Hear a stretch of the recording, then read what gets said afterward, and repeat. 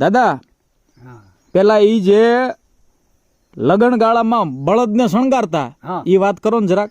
બળદને શણગારતા બૈરાઓના લુગડા કે મજપા આ ભલા ને આ કે બધા ટાકેલા હોય ઝબકારા નાખે હે ને એવી એવી બળદની ઝૂલું કરતા, બળદને ઓઢાડવાની ઝૂલું કરે.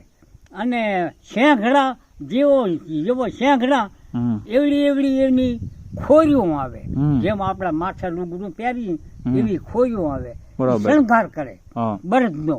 અને બધાને એક મોટો ટોકરો આવે, આખો ટોકરો બળદને બાંધે. ઘંટડીયું. હા, ઘંટડીયું ઈ ટોકરા છે. ઈ ટોકરીઓ, ઈ ટોકરા વાગે, ઘૂઘરાનો હાર આવે, નાની નાની ઘૂઘરીનો હાર આવે. એટલે ગામના પાધરમાં આવે એટલે ઘૂઘરી ખખડતી હોય બળદની, એટલે કે જાય ને આવી.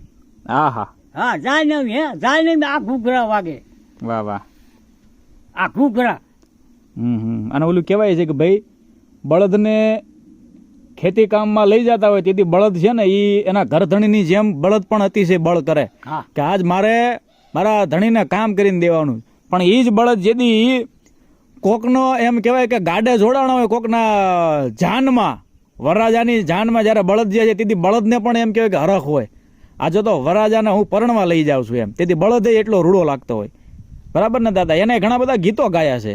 હા, એનામાં એટલી ઓલી હતી કારણ કે અને પાછા અહીંયા જાય એટલે કઈ નકરું માણા નહીં, એનો માલ લઈ જાય, બળદ લઈ જાય તો એને પણ સાચવે.